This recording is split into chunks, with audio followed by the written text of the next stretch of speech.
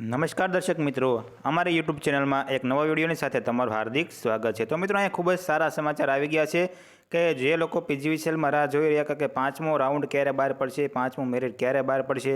તો મિત્રો અહીંયા આખરે પાંચમું મેરિટ લિસ્ટ છે તે પીજીવીસીએલ દ્વારા જાહેર કરી દેવામાં આવ્યું છે। તો મિત્રો આપણે વિગતવાર વાત કરીએ તો તે પહેલાં તમે હજુ સુધી અમારી ચેનલ સબસ્ક્રાઈબ નથી કરી તો અમારી ચેનલ જરૂરથી સબસ્ક્રાઈબ કરી લો, કારણ કે અમારી ચેનલમાં ઇલેક્ટ્રિકને લગતા વિડીયો મૂકવામાં આવ્યા છે જે તમને પરીક્ષામાં અથવા કોઈપણ રીતે ખૂબ જ ઉપયોગી થઈ શકે છે। તો ચાલો મિત્રો આપણે વિડીયો શરૂ કરીએ।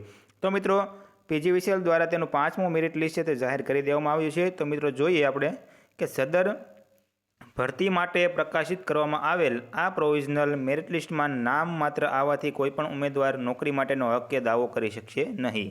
પછી મિત્રો ભરતી પ્રક્રિયામાં કોઈપણ તબક્કે કંપનીના પ્રવર્તમાન નિયમ અનુસાર ઉમેદવારની યોગ્યતા બાબતમાં કે રજૂ કરવામાં આવેલા દસ્તાવેજોમાં કોઈપણ પ્રકારની ક્ષતિ જણાશે તો તેવા સંજોગોમાં નિમણૂક માટેનો કોઈ અધિકાર રહેશે નહીં। એટલે કે મિત્રો તમારા ડોક્યુમેન્ટમાં કોઈ પણ ક્ષતિ જણાશે તો તમને અહીંયા નિમણૂક આપવામાં આવશે નહીં। પછી મિત્રો એક સરખા માર્ક્સ ધરાવતા ઉમેદવારોના કિસ્સામાં ઉંમરમાં મોટા ઉમેદવારોને પ્રાથમિકતા આપવામાં આવે છે। તો મિત્રો જે લોકોના એક સરખા માર્ક્સ હોય તેમાંથી જે લોકોની ઉંમર વધારે હોય તેને પહેલાં પ્રાથમિકતા આપવામાં આવે છે, એટલે કે તેનો પહેલાં વારો આવેલ છે। પછી મિત્રો આ લિસ્ટમાં સમાવેશ ઉમેદવારોએ તારીખ 31/1/2024 બુધવારે બપોરે 2 વાગ્યા સુધીમાં જે વર્તુળ કચેરી ખાતે પોલ ટેસ્ટ આપેલો હોય તે વર્તુળ કચેરીએ રૂબરૂ જઈ અને સ્થળ પસંદગી માટેનું નિયત કરેલ પત્રક ભરી અને આપવાનું રહેશે।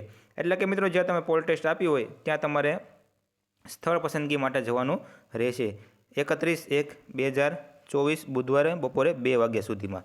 પછી મિત્રો જો સદર પત્રક રજૂ કરવામાં નહીં આવે તો ઉમેદવારની ફાળવણી આખરમાં ખાલી પડેલ જગ્યા પર કરી દેવામાં આવશે। તો મિત્રો અહીંયા ખૂબ જ સારા સમાચાર આવી ગયા છે। પીજીવીસીએલનો પાંચમો રાઉન્ડ છે તે જાહેર કરી દેવામાં આવ્યો છે। તો મિત્રો જોઈએ આપણે કે ટોટલ 34 જણાનું મેરિટ છે તે અહીંયા જાહેર કરી દેવામાં આવ્યું છે। તો મિત્રો આ બધા 34 જણાને બેસ્ટ ઓફ લક। અને મિત્રો જે લોકોમાં જેટકોમાં જે લોકોને એલોટમેન્ટ મળી ગયું છે તે મિત્રોને પણ બધાને બેસ્ટ ઓફ લક। તો મિત્રો ખૂબ જ અહીંયા જેટકો માટે અને પીજીવીસીએલ માટે સારા સમાચાર આવી ગયા છે। અને મિત્રો જેટકોમાં પણ ખૂબ જ સારા સમાચાર આવી ગયા છે, બધાને હાજર પણ લઈ લીધેલ છે। તો મિત્રો જો તમને અમારો વિડીયો પસંદ આવી ગયો હોય તો અમારી ચેનલ જરૂરથી સબસ્ક્રાઈબ કરો અને વિડીયોને લાઇક કરવાનું ભૂલતા નહીં।